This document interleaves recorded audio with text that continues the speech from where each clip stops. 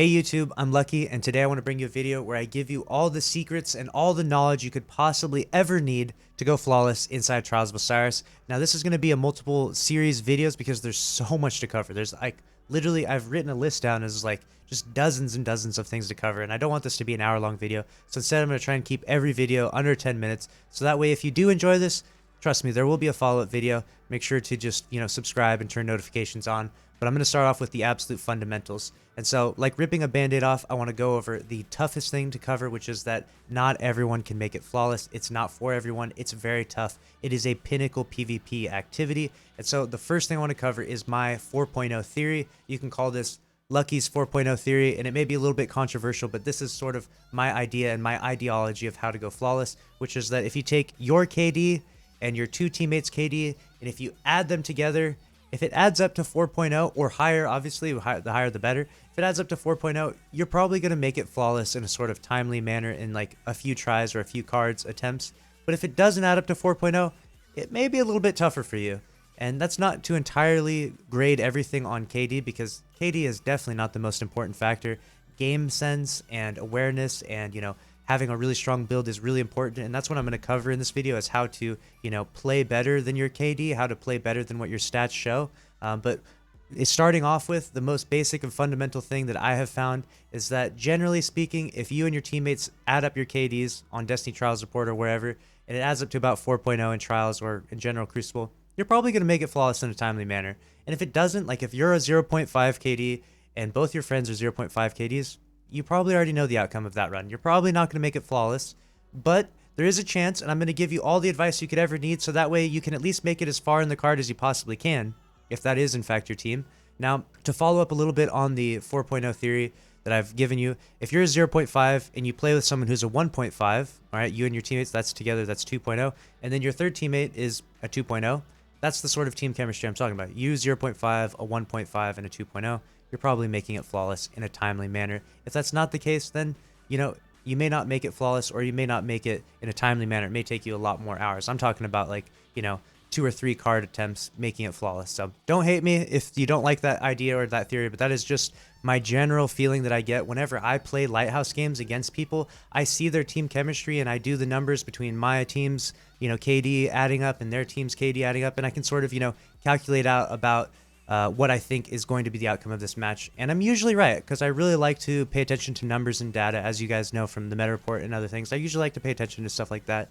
And so if I see a team is like a 1.3, a 1.3, and a 1.4, I'm like, that's a really solid, well-rounded team that adds up to 4.0, that's a really good team. Those teams make it flawless. I usually see teams that play like that have multiple flawless, a dozen or more flawless on their, Destiny Trials Report record, and they do well. They play well. Their team is well balanced. And conversely, if someone's a 0.5 and he has two 2.0 players on his team, maybe he's a carry and two 2.0 people are carrying him, they make it flawless, because two 2.0 players is a solid team, plus a 0.5, that's a 4.5 added all together. That's a solid team. Those teams tend to make it flawless. So do with that what you want. That is the information I like to throw out there, just so that way you can, do the numbers yourself on who you play with and how well you think your chances are of going flawless are. So the 4.0 theory. This next thing I'm going to go over is team composition, which is what your team is going to be made of. Titan Hunter Warlock, Sniper, Shotgun, Fusion Rifler, Mountain Topper, Mountain Toppers. But what I think is the best team chemistry and what I think works the best in Destiny is the sort of bread and butter, I'm going to call it, is 1 Sniper and 2 Shotgunners. Now, obviously, if you like to have, a variety of different loadouts, that's fine. Do your thing. If you like to use off-meta stuff and you don't like shotgunning, that's fine. I'm not saying you absolutely have to abide by that, but that tends to be the sort of bread and butter for Trials of Osiris. And the reason why is because this strategy tends to be the strongest strategy, which is you push into the middle, your sniper gets an early pick or tries to get an early pick, and you either team shoot with them, they get a body shot, maybe finish it off with a hand cannon or Suros or whatever it may be, and then you collapse on that body. You take the 2 shotgunners and you collapse on that body, and that works really well. You're in a 3 versus 2 situation. The sniper got a pick. Maybe it was at the start of the match, maybe it was later in the match, whatever it may be. That synergy works really well inside Destiny. And conversely, if your teammate gets sniped, if the sniper gets hit, what's really important, and again, don't hate me, don't shoot the messenger, I think it's really, really important to have 2 of those shotgunners on your team, one of them be a Titan. You don't have to have both of them be a Titan, but at least just have 1 Titan on your team.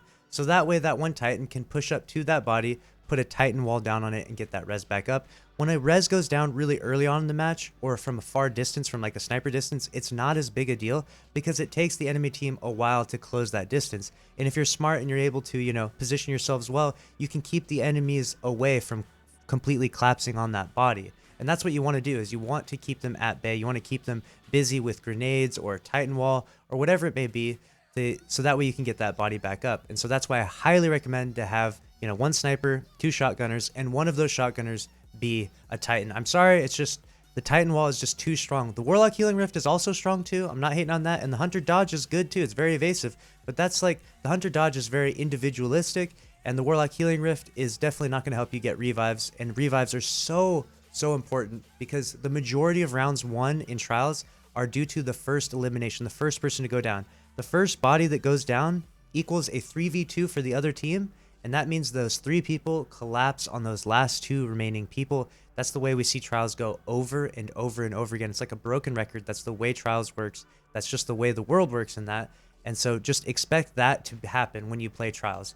If you don't get the first pick, you might very well lose that round. You have to clutch up. You have to make some big plays in order to not lose that round. And I will cover in the intermediate and further videos on how to clutch up when that happens a little bit more in detail. But I just wanted to do a very basic, very simplistic overview of what the trial strategies are from a fundamental level. Moving on to the next thing, we have, you know, your builds within your class. Obviously, there's a variety of different builds that you can use. You know, Titan Hunter Warlock. I'm not going to tell you that this one's bad, this one's good. Obviously, you know from experience when you've played against inside the Crucible, which supers tend to be a little bit better. I would recommend using a roaming super because those tend to be the best. A roaming super can completely win a round, can completely wipe an enemy team. And obviously, you know, knowing what the meta is, if you pay attention to the meta report, that's also really important too. You know, using auto rifles right now is extremely strong in the game. You might want to use an auto rifle. You don't have to. You could definitely get away with using a whole bunch of different stuff. The sandbox is actually kind of eerily balanced pretty well right now.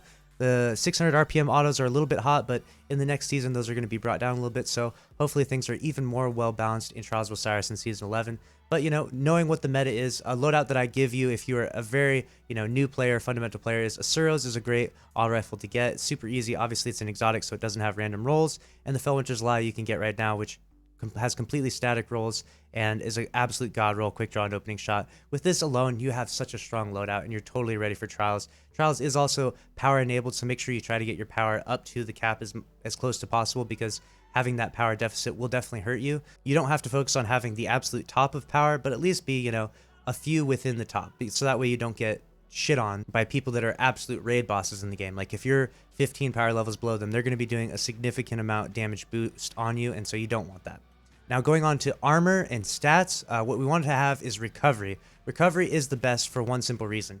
If you get hurt, you have to strafe around a corner and regain your health. That's just normal gunplay. If you are getting shot, if every engagement you get in either results in you getting a kill or getting killed, you're not playing smart, you're not playing tactically, you're just standing out in the open, and the odds are you're probably losing the majority of your gunfights. What you want to do is get into gunfights where you're just barely strafing a corner, and if you get hit first, you know you're getting hit first, so you strafe to safety. Get your health back, and then challenge again with your team. If you have low recovery, you're hiding for a lot longer. You're hiding for an extra second or two. You don't want that. You're leaving your teammates out in the open, not challenging at all, because you're one shot hiding in a corner trying to regain your health. Recovery is the best stat. Titan, Hunter, Warlock, doesn't matter your subclass, you want recovery to be 100. The next most valuable stat can be a variety of different things, but it tends to be intellect. And the reason why is because of a plague that is inside Destiny 2, which is that everyone gets their supers at different times. If everyone got their super at the same time, it would be a totally different story, but that's not the way Destiny 2 is. Everyone gets their supers at different times based on the number of kills they get, based on whether or not they have pump action or remote connection, perks like that. And so getting your supers at different times equals a great imbalance because supers are so strong. So having really high intellect and having perks like pump action, remote connection, and so on and so forth is really, really powerful, because if you get your super first, you get to use a roaming super on 3 non-super enemies. And that is really, really powerful. It's really easy to get a team wipe.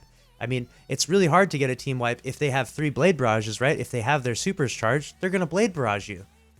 That's not going to work out, right? But if they don't have their blade barrages charged up yet, let's run them down. Let's get that round. And when you do kill them, it's even worse, because now that you've killed them with your super, it drops orbs And so now your teammates get those orbs, and then they start the next round, and they're even closer to their supers. If not, they already have them, you know? And so now it's like this, it's like a negative cycle that works against you. You know, either you get your super first and start running the enemy team down, or they get their supers first and start running you down.